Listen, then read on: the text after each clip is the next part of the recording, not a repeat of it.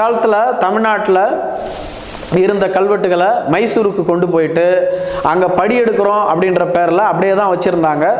பல கல்வெட்டுகள் படியெடுக்கப்படாமல் சிதைந்து அழிந்து போனது.